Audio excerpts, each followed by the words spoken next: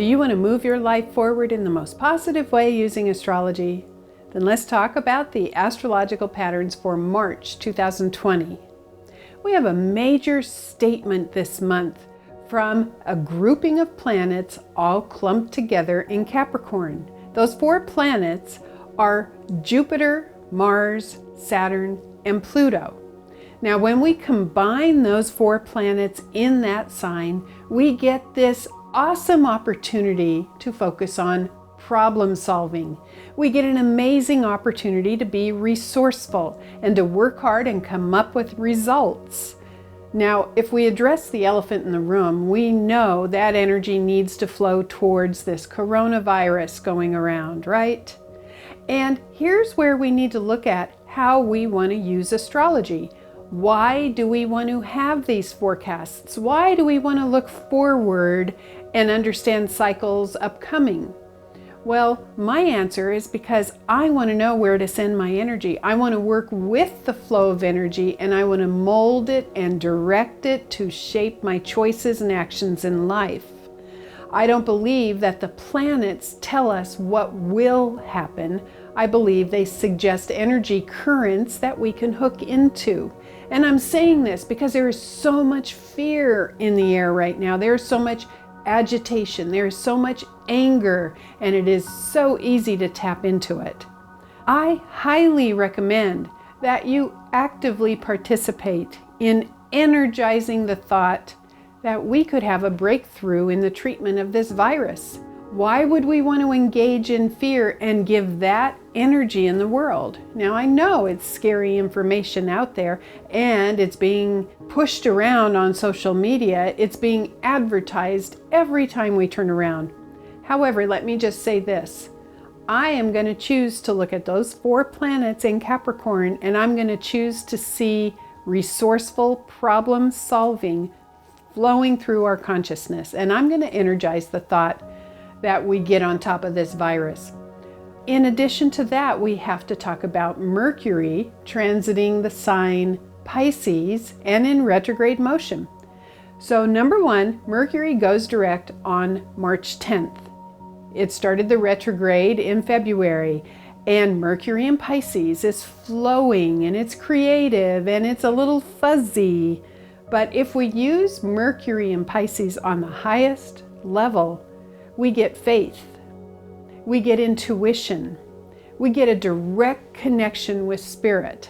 Okay? If we use it on the negative level, the stressed out shadow side, we get massive fear and the feeling of being victimized. And this is where all the negative predictions that are going on, that are being circulated on social media from astrologers and also news agencies, this is where we get the shadow side of Mercury in Pisces, especially retrograde. There are a few other things going on in the early part of the month that I just want to mention quickly here. On March 5th, we have Venus entering Taurus, and I think that's actually quite nice because Venus rules Taurus, and it's very grounded and it's very solid, and this is where we yearn for harmony. And on March 9th, we have a full moon in Virgo, connected with the Sun and Neptune conjunct.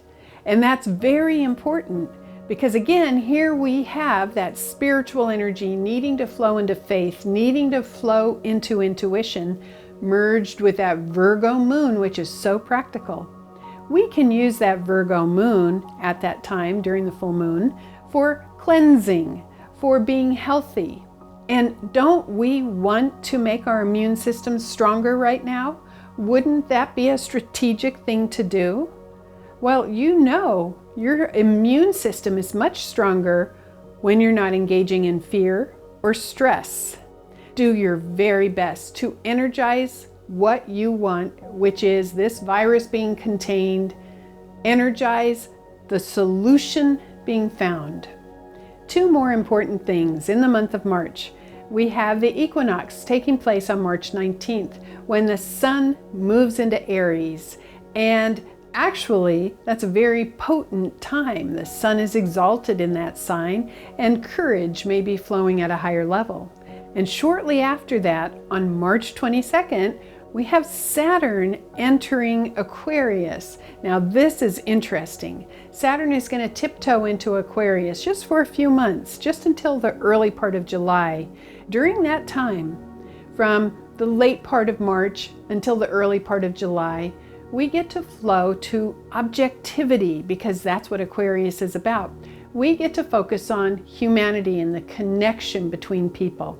I think that's really beautiful. And I am going to enjoy when Saturn moves into Aquarius for a little while, so that we can elevate out of fear and get into objectivity.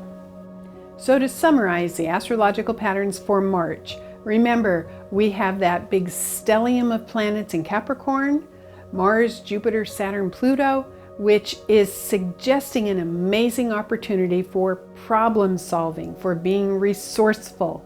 Engage in it, use it in your own life, energize the thoughts that you want. We have Mercury still retrograde until the 10th of March in Pisces for the majority of the month, activating intuition and faith. Slide it into the positive and avoid the negative or shadow expression, which is fear and being victimized. Move it into faith, move it into flow instead. We have the big full moon in Virgo happening just before Mercury goes direct, and that takes place on March 9th. That Virgo full moon can really help you stay healthy and keep your immune system strong. Then on March 19th, the sun enters Aries in the northern hemisphere. Spring begins. Let's be joyful about that. And a few days after that, Saturn enters Aquarius, and it will stay in Aquarius until we get to July. And I am choosing to keep my consciousness as high as I possibly can, and to engage the flow and to energize exactly what I want, and I hope you do too.